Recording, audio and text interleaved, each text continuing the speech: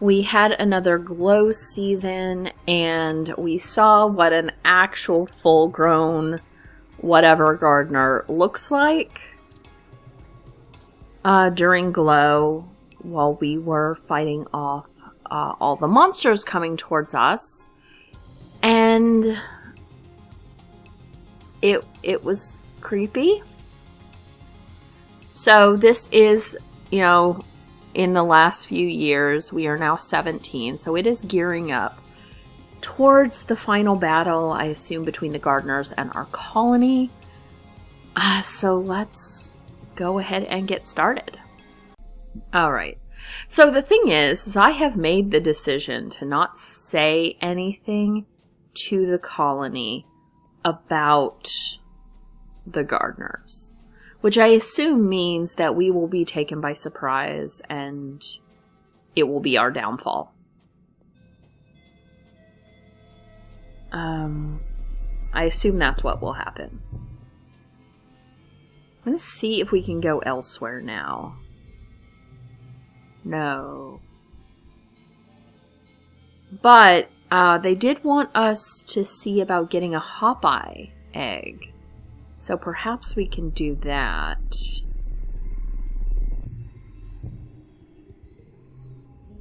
You report to the expedition's tent to find not just Utopia, but Security Chief Rhett and Vase as well. I can't just spare any more of my people, Utopia's explaining to them. You've already pulled almost all of the foragers, and we're already running scant crews on the ridges as it is. There's one person you can spare, Rhett replies, turning to face you. Hello, Heather. How'd you like to transfer onto one of my hunting parties? Utopia tells me you're one of her best explorers. We could use someone like you. He indicates Vase. I need someone who can keep up with this one. Vase puffs out his chest proudly. I would never kill a living creature. Vase scoffs. Even if it was trying to kill you, I knew you Strato kids were soft. I didn't know you were suicidal, too. Not everyone's cut out for life and death situations, Rhett says, then turns to you. You know, Heather, it's not all killing, he continues. Sometimes it's about tracking and identifying dangerous creatures before they reach our walls. You wouldn't necessarily have to kill them. He holds up his hand. But you don't have to decide just yet. Talk to Utopia later if you change your mind. Okay, I'd rather not. Thank you. We're not trying to kill things. Thank you. I believe Valley of Vertigo was where they said that the Hawkeye egg was. And we can now just bypass all these things, so I'm hoping it will be in a thing. Like an exclamation point. Oh, there's Sim. You're enjoying a relatively uneventful second son of taking readings for one of Utopia's genealogy surveys when your world shifts on its unnatural axis as Sim comes crashing seemingly out of thin air, grappling with a skyfish almost as big as he is. Look out, he calls to you, though it's far too late for that. The ground rushes up to meet you, and all you can do is close your eyes and protect your head. To make matters worse, in the ensuing tussle, they completely crushed the delicate scanning equipment you just finished setting up. Utopia's going to be so upset. The heck was that? You yell at Sim, who just shrugs helplessly while he holds the skyfish at bay. It's a whole damn mess. What's he doing? Bare-knuckle boxing with a skyfish? Honestly. The skyfish flops around pitifully, then springs back into the sky and flies away, trilling in distress. It didn't even look dangerous, really. Heather, Sim croaks, and you turn your attention to him. Blood is pouring from a wound on his chest where one of the skyfish's spines must have pierced his otherwise perfect skin. It's the kind of thing that will definitely leave a scar, or worse. Holding the wound closed, Sim smiles sheepishly. I guess my future sight isn't always 20/20. You can see the future? He grins. You think it's just a coincidence that I'm always there at exactly the right time to save you? At night, when I'm asleep, he corrects himself, I sometimes see visions of things that are going to happen. Or at least that could happen. My dreams aren't always true, Sim says, wincing as he applies pressure to the wound. The paths branch and converge. Time is more like a web than a line, I think. He smiles weakly, but always in the center, there's you. You're the center of my web, too. Probably because I'm the chosen one. I could see the future, too. You can, Sim laughs. Well, you must not be very good at it either. You try to explain. You tell him it's kind of like remembering, but in your dreams. It's happened ever since you were a little kid, like you're remembering things that haven't happened yet.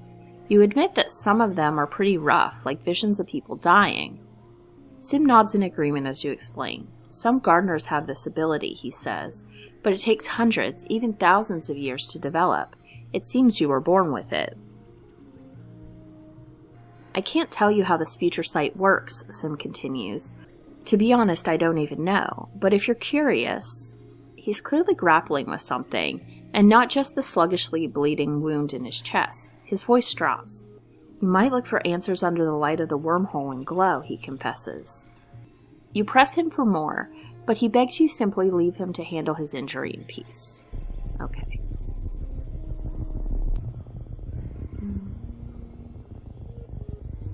There's a freaky, but that's not what we need. We're looking for Hop-Eye stuff.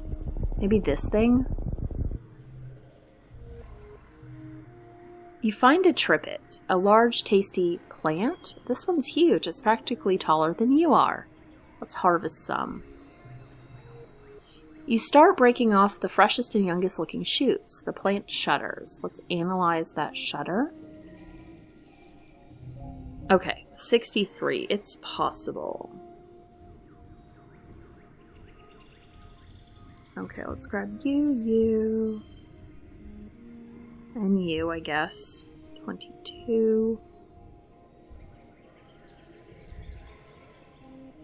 Okay, we're not going to have a lot there, so we need...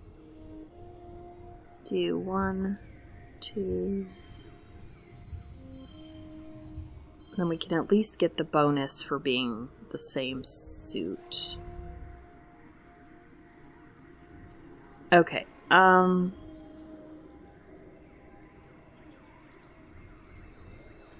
1. Okay, that did it. I would like to not add 10 to my stress, so I think we're not going to do that. I'll just add the wild in, and that's fine.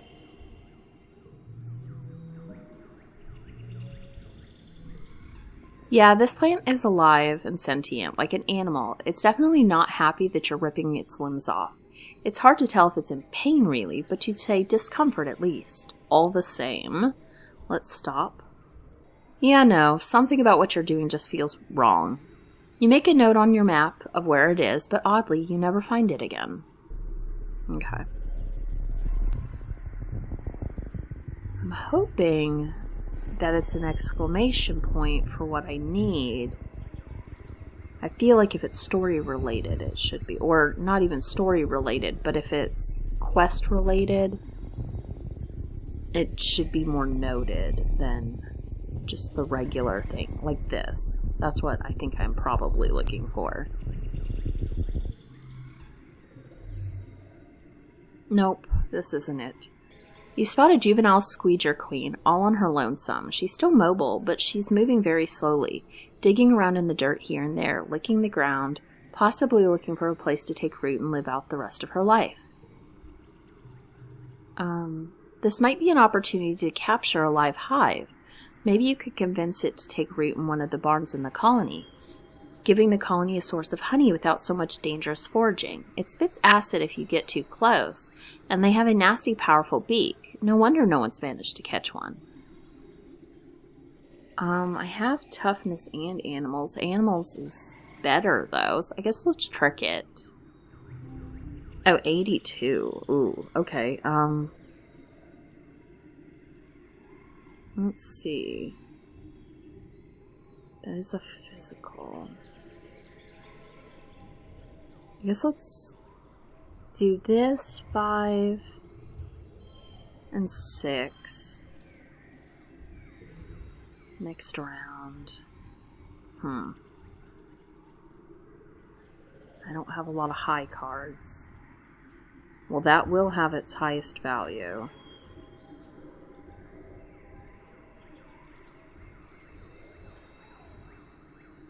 That'll be 6.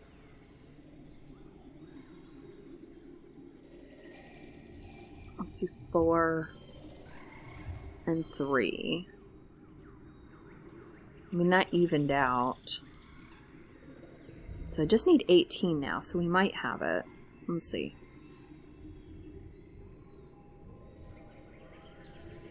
Okay, 4, 4, 4, 3, and 6. Yeah, that should work. Okay.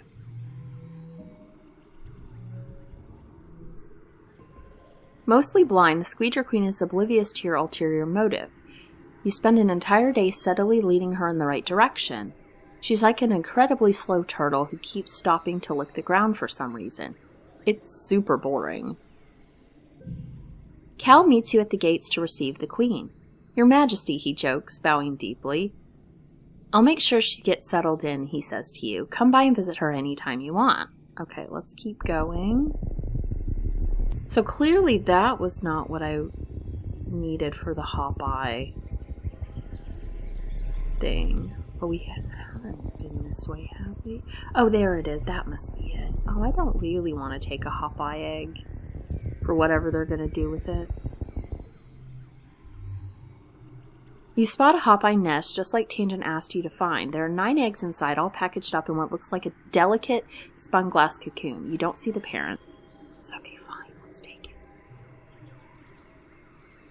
You break a little hole in the cocoon and put 3 of the eggs in your bag. They're a little gooey. You hope they don't break. Aww. You turn to leave and come face to face with an adult hop-eye. Understandably, it looks spitting mad. It drums its powerful foot on the ground in warning, and 4 more pop out of the undergrowth and start hissing at you. You should have known these sociable little creatures raise their young communally. Let's use animal psychology. You've learned from the Holopedia that the 2 different sets of eyes on the hop-eye have different purposes. The large bulging eyes on top are hardwired for perceiving danger, but their small forward-facing ones are more concerned with finding food. If you're not food and you're not danger, you throw yourself on your belly and wriggle away while the hop-eye stares at you curiously. When you're safe distance away, they return to poking at their violated nest in confusion. You're too worn out and tired to continue. You have to go home now. Okay. Well, we did do the hop-eye nest, didn't we? Okay.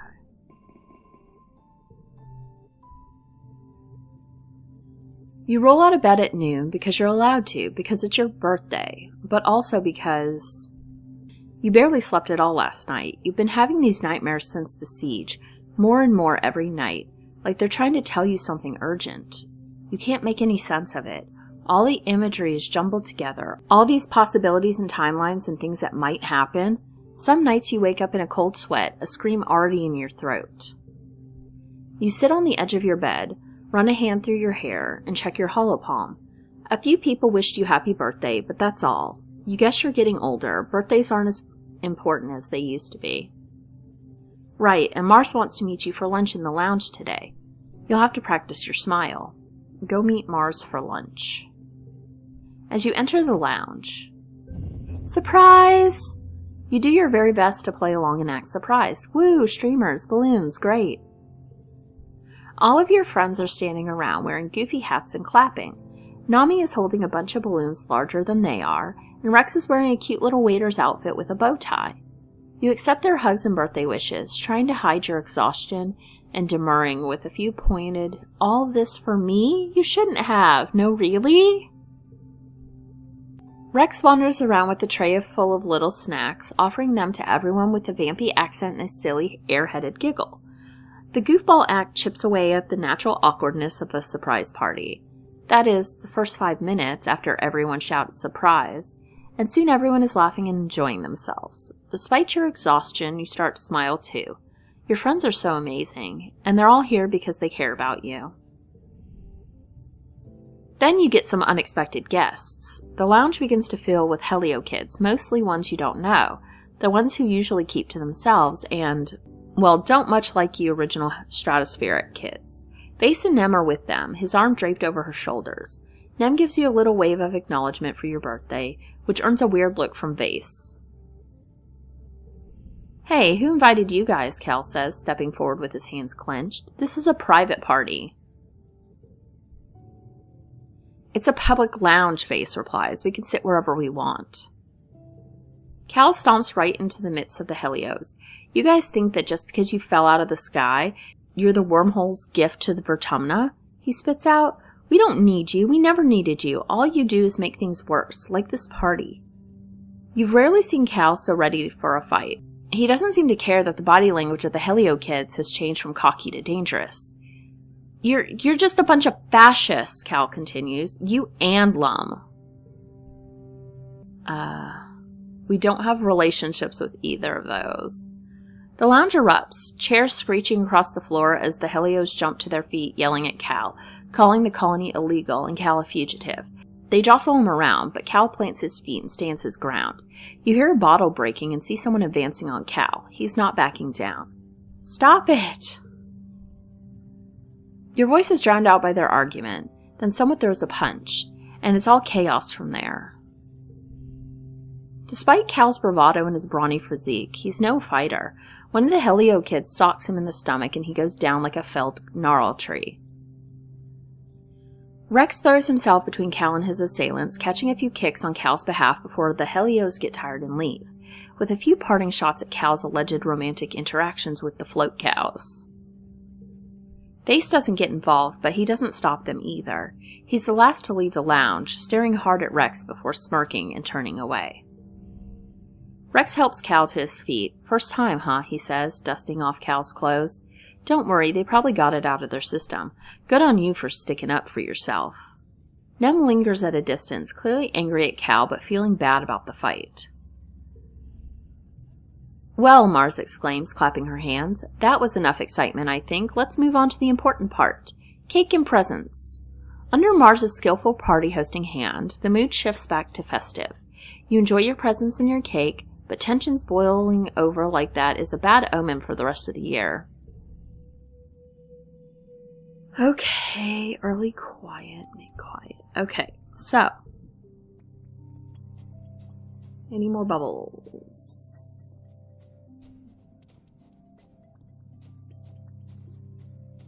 I don't know if it's possible to get everybody's friendship up. We have to rest. We can't really do anything, I guess. Let's go rest on the walls, I think.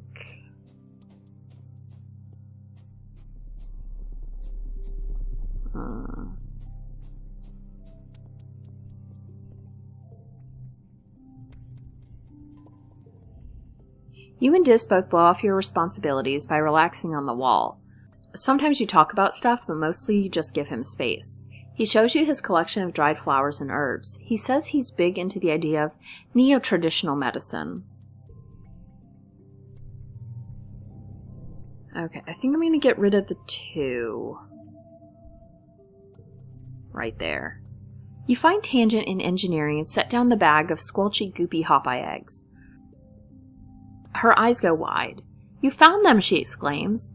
That's wonderful. I was beginning to think you'd forgotten all about my request. It was like literally 2 seconds ago. She reaches for the eggs but stops. Wait, what is that sound? Are they... They are. You hear a wet cracking sound coming from the bag. You're about to witness the miracle of life, Vertumna style. What do? Let's analyze the process. Okay. You pull out your holopalm and prepare to take notes. Why miss this opportunity? You and Tange watch and wonder as the gel-like shell of the largest Hopeye egg splits like a ripe melon in the sun, spilling out a tiny squirming pink baby in a small puddle of amniotic fluid. You watch the last 2 eggs intently, but through the clear eggshells you can't see any movement inside at all, not even a heartbeat. It's okay, Tange says. We only need 1.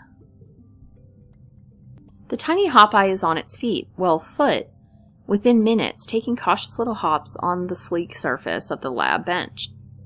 Magnificent, Tangent says. keeping the palm-sized Hopeye from falling off the table. I expected them to be helpless at birth, like kittens or birds, not already moving around like an undulate.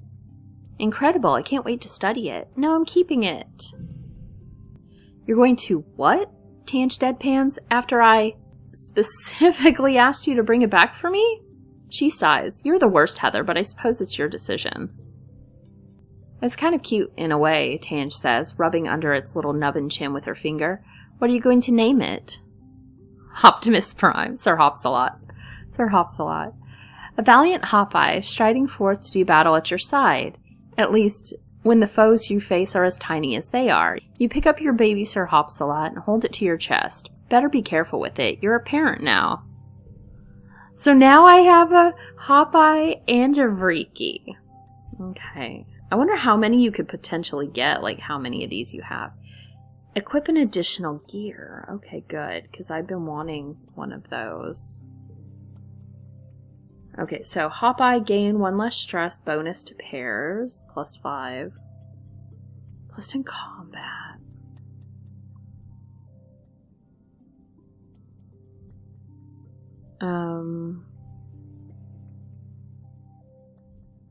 Bonus to pairs might be.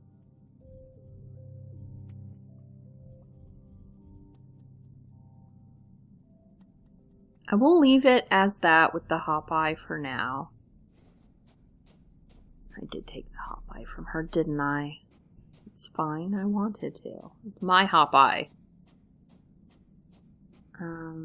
I don't think we can go any further. I don't want to be a hunter. Yeah, see, there's the Subquacious Swamp right here.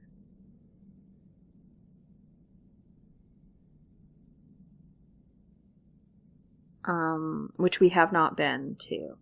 I've been to the other places, so it must just not be ready.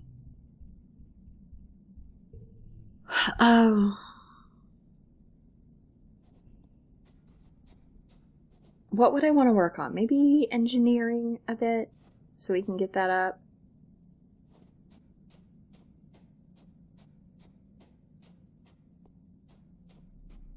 I guess let's work on engineering. Okay, so we could repair robots. That would give us creativity in engineering. And creativity is not really something we're looking at. That would do reasoning. Let's do studying engineering then, because that'll give us reasoning and engineering. It's time for your end-of-term project. You're partnered with Tange and Nami to come up with a project that uses everything you've learned about math, physics, computing, robotics, architecture, and astronomy. I know, Nami exclaims. We should go down to the Helio engine room and see if it makes us think of anything. Sure. That's not a terrible idea, actually, Tange agrees, slowly. We could do a comparison of the Helio Superior engine and talk about how Earth technology improved in the years between the stratospheric and the heliopause leaving Earth. Nami nods excitedly and leads the way. No offense, but we also had, way better funding than you guys, Nami explains, as you head down into the belly of the Helio. You know, government funding, right? Not just dark web stuff, but actual, factual space travel budget. People were so mad when you guys left. The world didn't believe the Strato would ever make it off the planet, but when you did, everyone left behind got super competitive. So our technology is, so much better. You and Tange try not to roll your eyes as Nami chatters away. You split up to take a look at all the different components of the Helio engines, from the cooling system to the nanocell reactors to the complicated banks of computers that all once housed the Helio's much less powerful onboard AI. The Helio might be newer, but nothing beats congruence. You're leaning in to take a look at some faded warning sign about pacemakers when you hear Nami yell, Oh no, guys, I think I broke it. Help, I'm stuck. Help them. You and Tange rush over to where Nami is sprawled out in a tangle of cables, wrapped around them like a nest of snake bugs. Nami looks too terrified to move, and for good reason. Every time they do, more wires snap free of their connections and contribute to Nami's growing distress. The panel behind them beeps in warning. Help me, Nami pleads. I'm afraid to move. What if I turn off life support or something? It's delicate, stressful work, but together you and Tanj manage to pull Nami from the disaster. You look down on the jumbled, hopeless tangle with growing fear. You're going to have to rewire everything and hope you get it right. Okay, let's fix it. Hard. 94. Oh, God. Okay,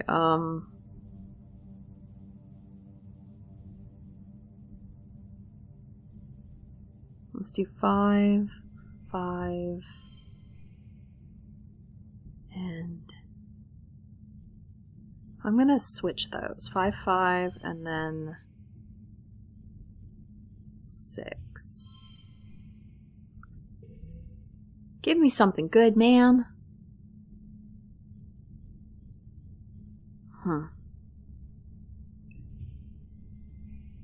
6.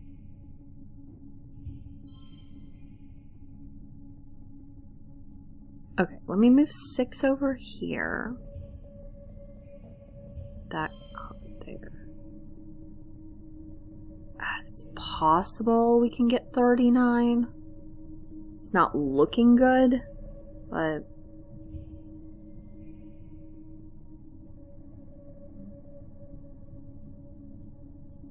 Four.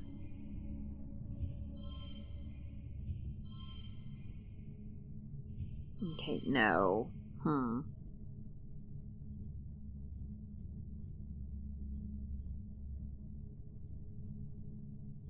Okay, could potentially... Let's see. These are mental cards. Okay, let's change this to that, and then maybe if we did the one more to this one. Okay, so that's good. Yeah, all right.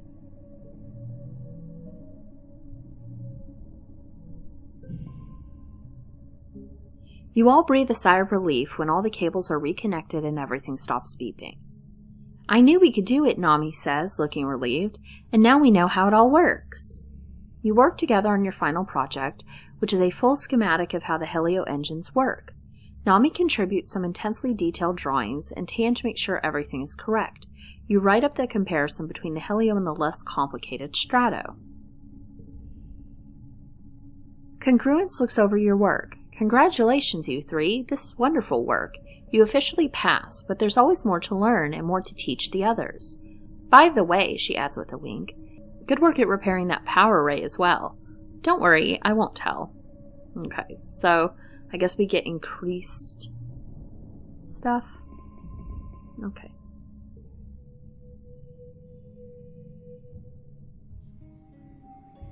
Okay. So it's early pollen. I got that cute hop eye. I don't think anyone has anything going on. So I guess we'll go ahead and end this episode here. In the next one, I guess we'll just continue and see what we can do. I wonder if in the next glow, there actually will be an option to check out the wormhole.